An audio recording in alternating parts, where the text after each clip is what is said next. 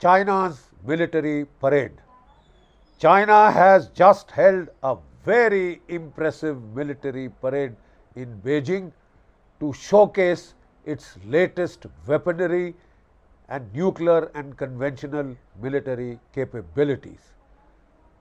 This is primarily been showcased as a very direct warning to the United States to stay out when China is getting ready to invade Taiwan.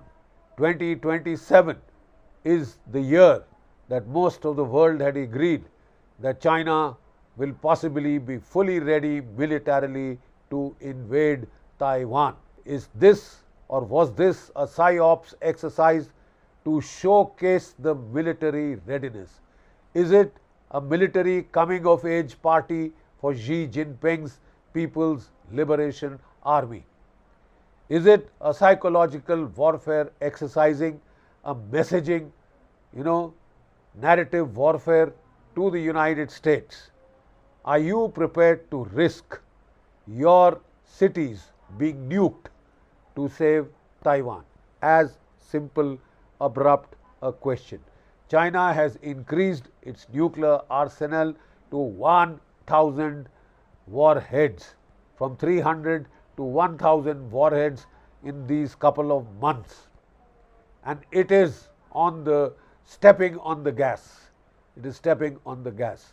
China showcased its nuclear triad. The triple delivery means by the land, by the sea and by the air, right? All three were on display. It showed the new intercontinental ballistic missiles, all of which can hit the United States and beyond, over 15,000 kilometers of range. Over 15,000 kilometers of range, the Dongfeng 5C, the Dongfeng 31B, the Dongfeng 61. These are the land-based new missiles, adding to the family of missiles that China already had. China showcased its submarine-launched ballistic missile, the JL-1, 15,000 kilometers range. It showcased its nuclear-capable bombers, which can fire off air-launched cruise missiles with nuclear warheads, which can launch ballistic missiles also from the air, and hypersonic missiles. Look, the hypersonic missiles, the glide toss bombs kind of a thing, are capable of defeating any anti-ballistic missile defense. China showcased its hypersonic cruise missile in this parade. It showcased the anti-satellite missiles, the missiles that can knock out American satellites in outer space, their space stations and all space-based platforms. China has showcased its capability to destroy them, to rip off the American reconnaissance satellites, the IRS, intelligence, reconnaissance, surveillance satellites, the entire series of eyes in the sky, and rip holes, black holes in the sky under which its forces can operate without being detected, without being accurately targeted. China has showcased these capabilities. It has showcased its new laser-based air defense, the LV-1. It has also shown its new surface-to-air missiles, HQ-12, HQ-19, HQ-29. After the failure of the HQ-9 missiles in Pakistan and HQ-16 missiles in Pakistan, China was worried, and therefore it has tried to tell the world that I did not give to Pakistan my latest weapons. I gave them hand-me-down weapons, and they could not operate them properly, and hence the very poor performance of those weaponry. What China is trying to tell the world is, these were not my latest. Take a look at my latest. Take a look at what I have. So, like I said, it has showcased its readiness to invade Taiwan. I think if people are sensitive to signals, this is a massive psychological warfare signal. Taiwan, here we come.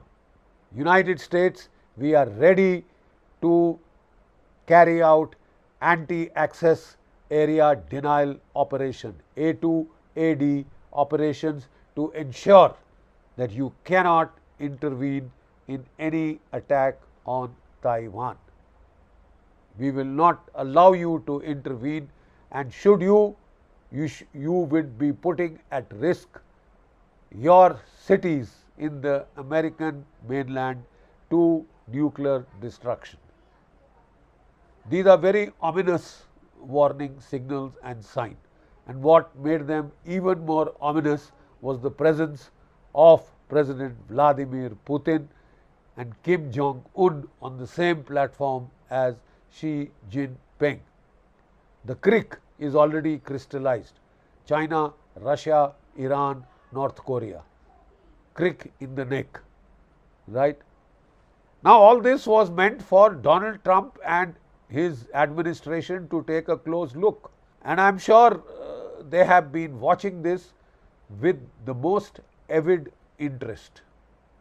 With very great eye for detail, they would be looking at every weapon system that has been displayed.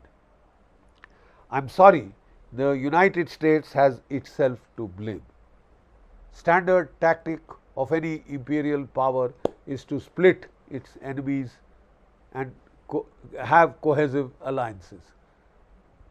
Donald Trump, in ditching geopolitical considerations, geopolitical strategy, he has trash canned and engaged on a trade and tariff war, which is consuming all his energies and attention on a day-to-day, hour-to-hour, minute-by-minute basis in the last 7 months.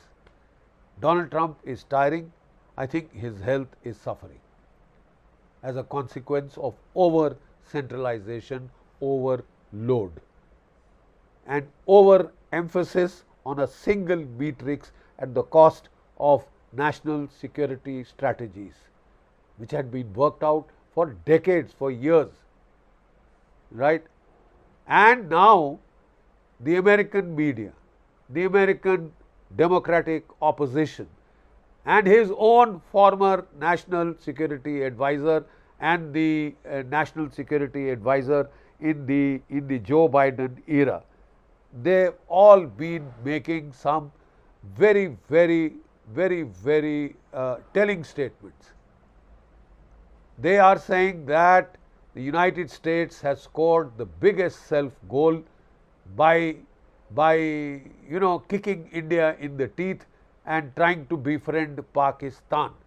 Mullah Asim Munir thinks that he has purchased Donald Trump by having a deal with his family for bitcoins. And if because of that Donald Trump has behaved so badly with India, it is astonishing. The United States has done the greatest harm to its own interest. Donald Trump is very keen. He wants a Nobel Peace Prize.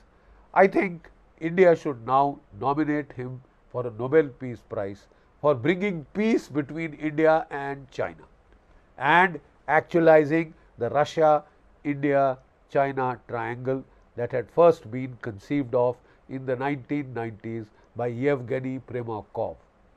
It is actualized now specifically because of the attempts of Donald J. Trump Jr.